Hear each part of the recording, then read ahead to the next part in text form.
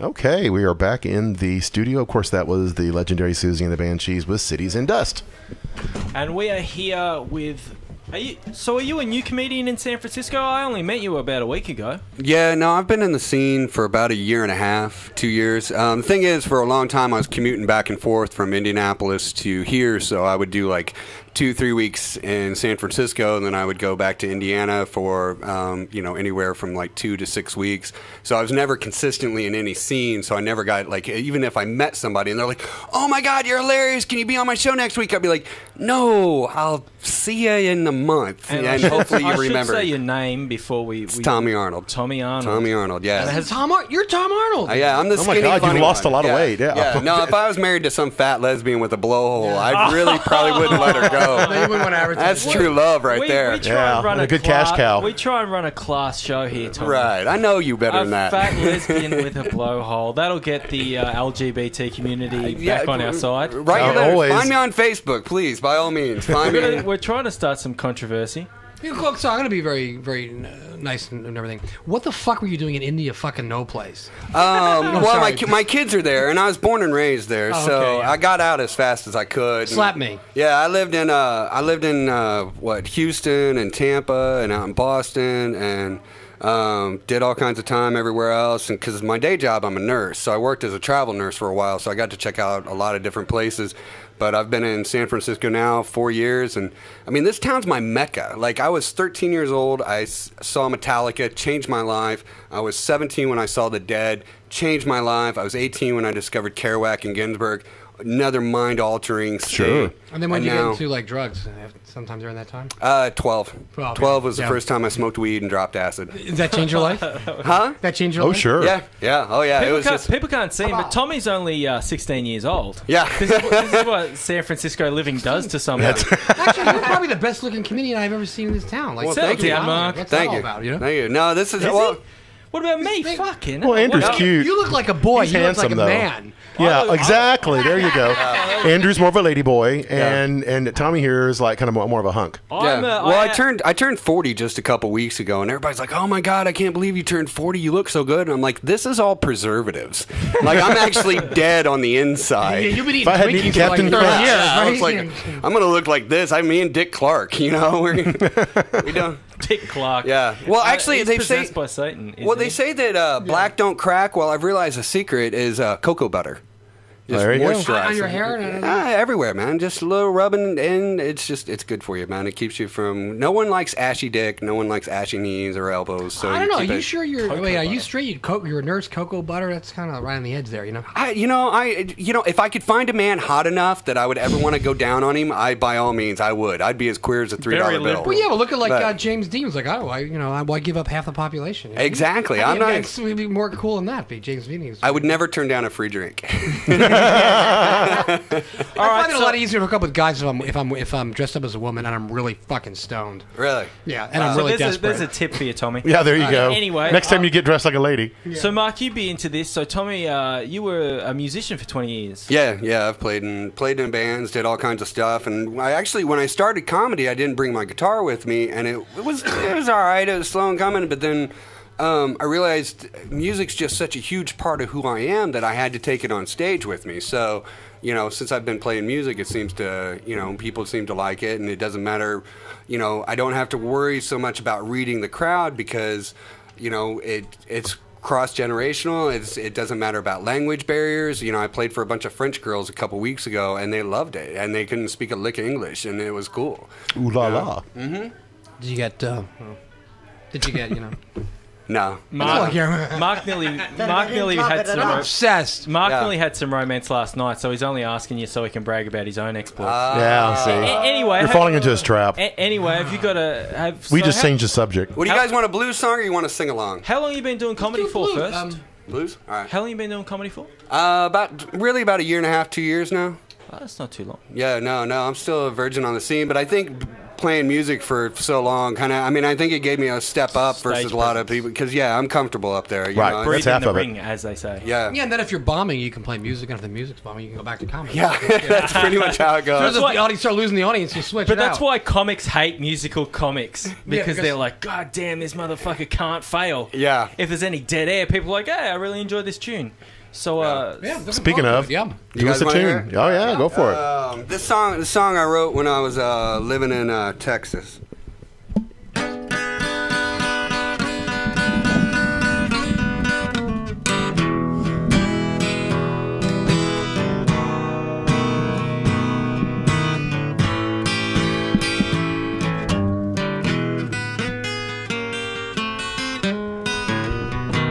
I got a mean, mean woman, meanest little girl that there could be.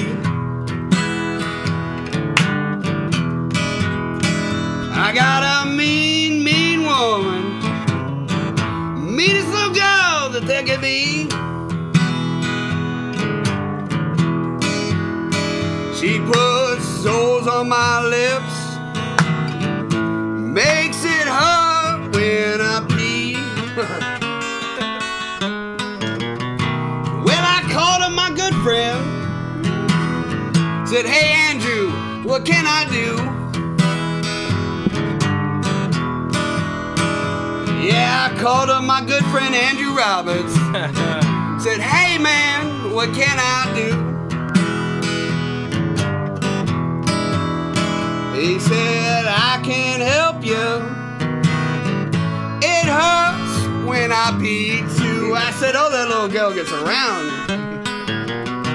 So it goes.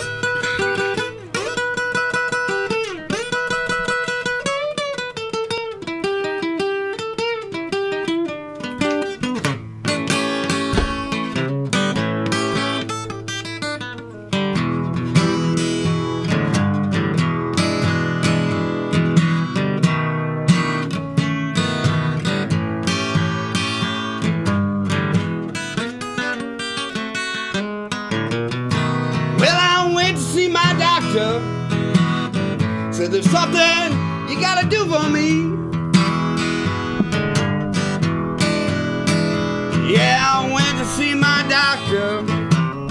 Said I got one of them STDs. He said, relax, son. 3 days of antibiotics and you'll be free. Yeah, some call it the drip, some call it the clap.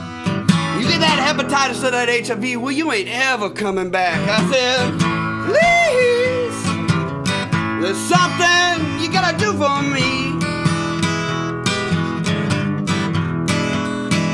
I got sores on my lips.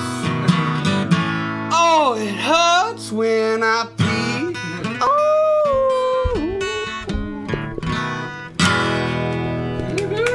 Oh, memories of the free clinic.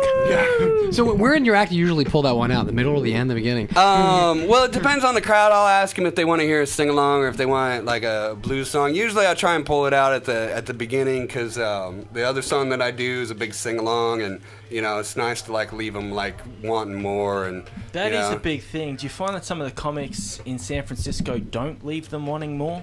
Yeah, I feel a lot of people shoot their load off way too quick. Yeah. It's all about creating that graph of up and down. Yeah, they try and like they'll either a lot of them will come out swinging and then finish it like real weak, or come out real weak and then just kind of stay there.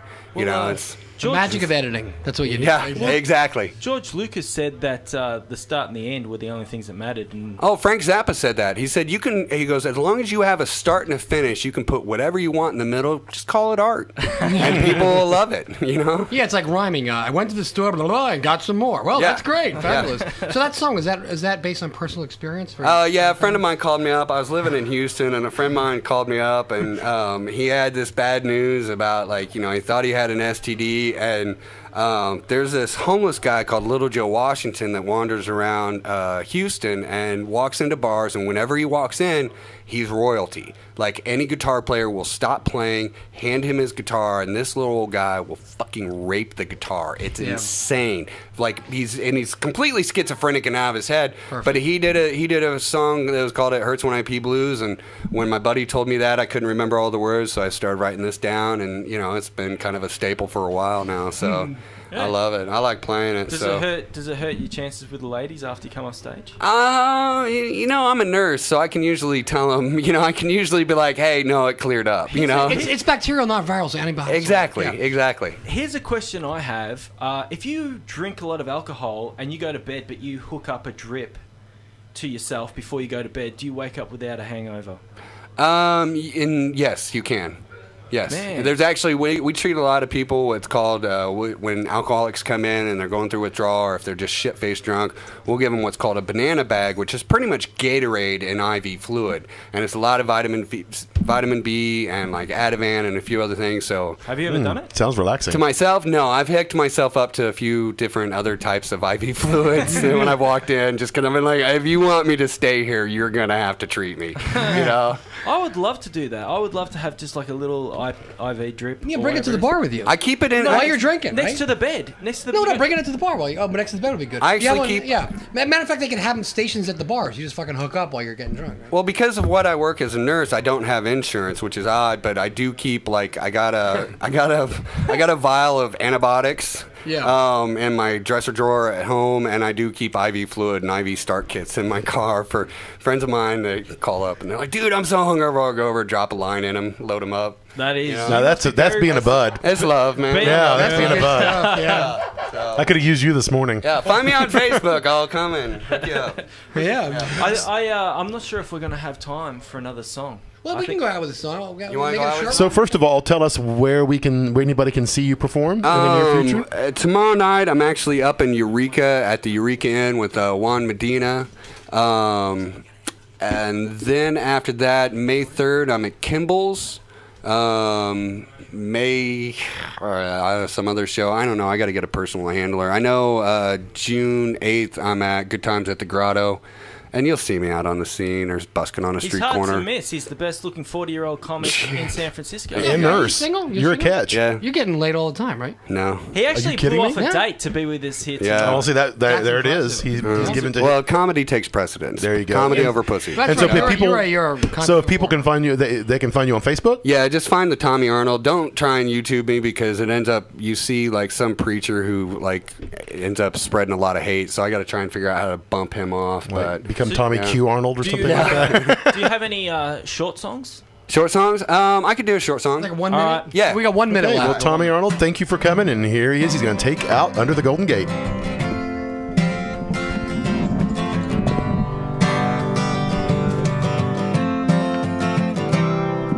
Well, Jackie wants a black guy because she likes a real big dick. And Johnny's chasing chubbies cause he likes them kind of thick. Well, everybody here is perfect, yet you all have your faults. If you raise your standards low enough, you'll never break your heart. Well, we're all gonna get laid, yeah, each and every day. If you don't find true love, well, you're gonna have to pay. Well, Jackie wants a Mexican, but it isn't what you think. She's safe because she knows that they love that white girl meat. Well, Johnny wants to switch teams, cause he likes it on the chin. He heads down to the Castro where the fun always begins. Well, we're all gonna get laid, yeah, each and every day. If you don't find true love, well, you're gonna have to pay. Well, you ever find yourself alone with no one else around? Grab your favorite toy or sock and take yourself to Happy Town. And then you find that special someone who can really get you off. Well, hold on to them tightly, cause your house is gonna rock. Sing with me. Well, we're all gonna get laid, yeah, each and every day.